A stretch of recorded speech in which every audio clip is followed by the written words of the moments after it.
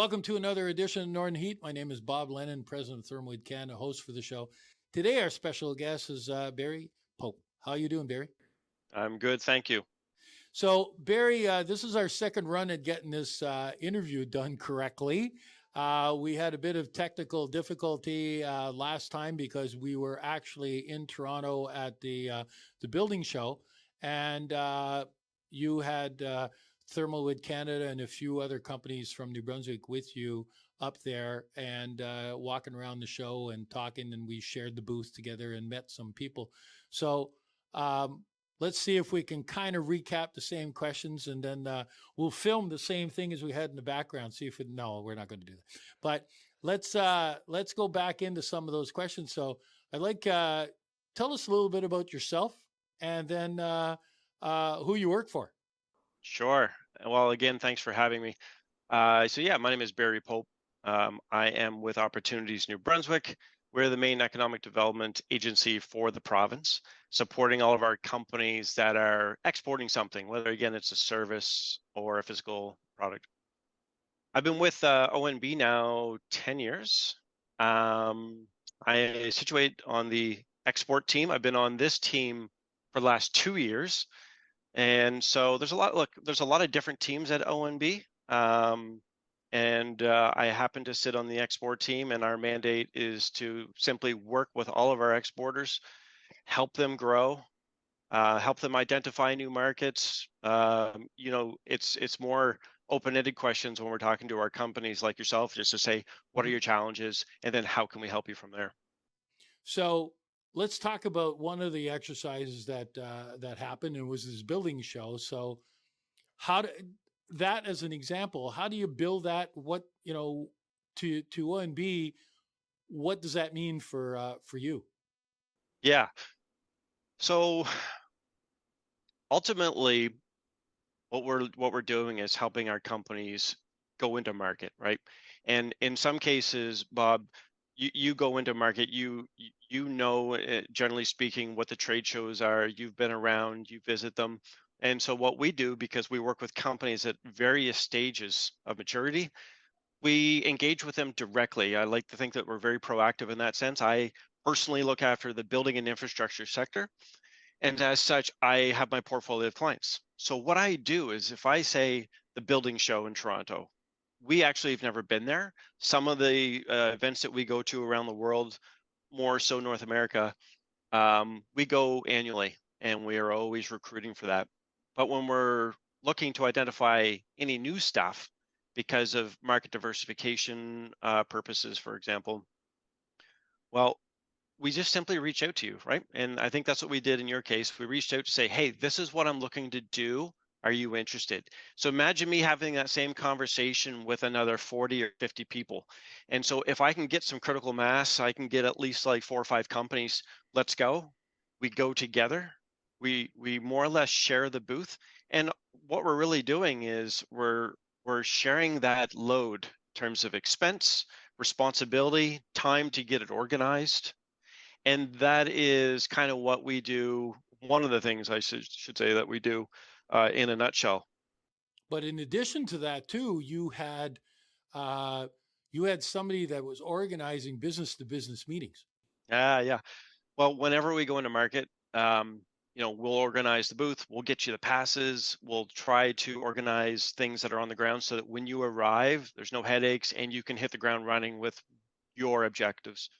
But we also like to engage an in-market consultant to help us with some business-to-business, B2B meetings. So just as you alluded to, when you arrive, you will have already spoken to this consultant. They will have asked you lots of questions to understand who you are, what your company is about, and what are you looking to get out of this event. Again, you arrive and you've already got now 3 or 4 or 5 meetings lined up that they took the time to investigate and do. So on their end, of course, they're the ones who are supposed to be well networked, and they can help make these connections in some cases much easier than you, the company.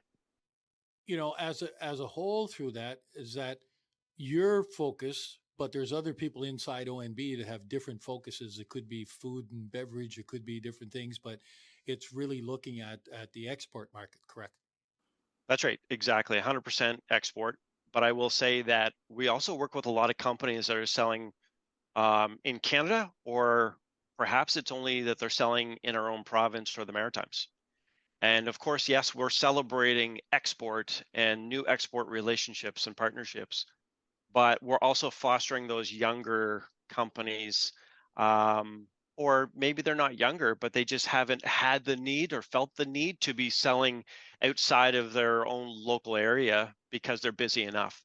Well, that's where we step in to say, well, what is your interest in growth? Can we help you with maybe some equipment investments? Is it software investments? All those things bode well to increase productivity, and as such, that allows a company to start thinking about outside their own immediate borders. And for us, I talk about the keyword export, but even selling into Quebec and Ontario is what we would consider as export, right? It's Yeah. not true export. It's not across our Canadian border, but it's export to us. Look, ultimately, if we're trying to bring in new money into this province by helping our companies, that's a celebrated win for us. Well, I'm glad you brought that up because that was one of the questions I was going to ask you is what's your definition of export? Because the minute you talk export, a lot of people all of a sudden go, "Oh my God, ships, containers, trains, everything else," and that scares them. But we're not just talking about overseas or to Asia or wherever. That's right. And so when you're talking with our federal partners, as an example, COA, Um, true to them, export is selling at least into the United States and then beyond. And that just absolutely makes a lot of sense. And for us, we're just picking up also on the Canadian efforts. Are do you think that you have some potential customers at West? Let's help you get there. So for us, again, a win is making a sale outside of our own province. So in today's kind of situation that we're in, and we won't get dive into that one, but what are some of the areas or countries are you helping New Brunswick companies focus in on? Sure. Well, yeah, no, I'm glad you brought that up. There is a lot going on.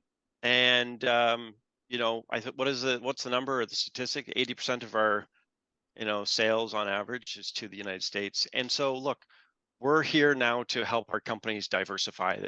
That's a keyword. Um, we're undergoing a very large project actually internally, working with a consultant to help us look at what our priority sectors are in the province and identify new markets around the world. So we're working with our companies to talk about market diversification, right? You and I have had the same conversation. Where are you selling now, and where do you want to go? So it's looking out a little bit. It's looking out, in some cases, 24 months, 36 months to say, what's the ultimate goal? Or is there more of a pressing immediate need, again, based on what's happening, that you want to immediately start exploring other markets? And if we look at Europe as an example, great, let's go in terms of start having this conversation. Just for your viewers, we've got priority markets. This province does. Priority export markets for us, of course, is the United States. That'll never change, but as well as India. India is a massive emerging market, and certainly we're not the only ones with our hands up saying we want to do business there. But we do have a couple of assets on the ground to help us uh, develop relationships. And you might immediately think that it's to help with sales, but it's not just sales. Maybe it's you need to strengthen your supply chain.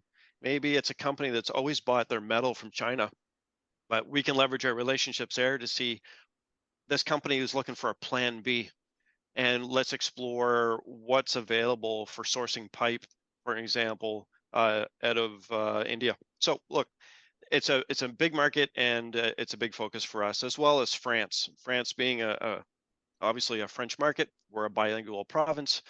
Um, it's also just a very natural landing pad for a lot of our companies. And so, yeah, similarly, we have a lot of deep relationships in that country as well. Look, I could go on and on. I don't want to Well, ramble too much, but look, at the end of the day, there's programs to support companies that want to explore other European markets. Maybe it's the UK. Um, we've got relationships. We're aware of programs that a lot of companies just don't know. It's more approach us. Let's have a conversation, and then we'll dig in from there. so that's a good point. Is that approach us? So if anybody does have a business and they're manufacturing products or they're selling products that they want to get to different markets, how do they get a hold of you? Maybe not you necessarily, Barry, but just to a rep at ONB. If anybody wanted to go to our website, there is a way to, of course, reach out through our website. If you're already connected with other provincial partners or federal partners, then they're probably already connected with us that they can provide you with a contact as well. Bob, I'll just say this before I finish on this note, is that we have offices strategically located around the entire province. We're not just here in Fredericton, of course. We have employees that are local to all the different regions to support those companies locally. And so you're never too far away from support. Well, I can vouch for the fact that I get support locally, but I also get support from you and your team in Fredericton. Appreciate all the work that you guys do. I think it's great because a lot of small businesses like ourselves, it's difficult to make the contacts or to be able to get a hold of people in different countries. You mentioned that you do have people on the ground. You've got people on the ground through your own organizations or through the trade commissioners and that kind of stuff. And your network is a lot vaster than ours is, and so it's good for companies like me to be able to connect on with you so that you can help. And so my hats off to you and your team and ONB and everybody involved because you're a requirement and a necessity for small businesses that are planning to export. And we really appreciate the work that you do for us. Yeah, no, look, I really appreciate it. I'll just leave it on this note too, Bob. And that is yourself and any of the other listeners or companies that might be listening, think of us as an extension of your company. Full stop. Think of us as an extension of your company. We want you to be focusing on your day to day. What are your barriers and what are your goals? That's what we want to know. Let us do some chasing on your behalf. Super consultative in that respect. And we're just here to foster the growth of our companies, find new markets, and grow this province. Well, Barry, thank you very much for sitting in today, especially when I had to get you to do this twice. Uh, I've enjoyed it both times. It's all right. there we go. So I really appreciate it and definitely keep up the good work. And thank you very much for everything that you're doing. Likewise, thank you, and thanks for having me. And there we have it. Another edition of Northern Heat for this week, the place you come to listen to the stories that haven't been discovered yet.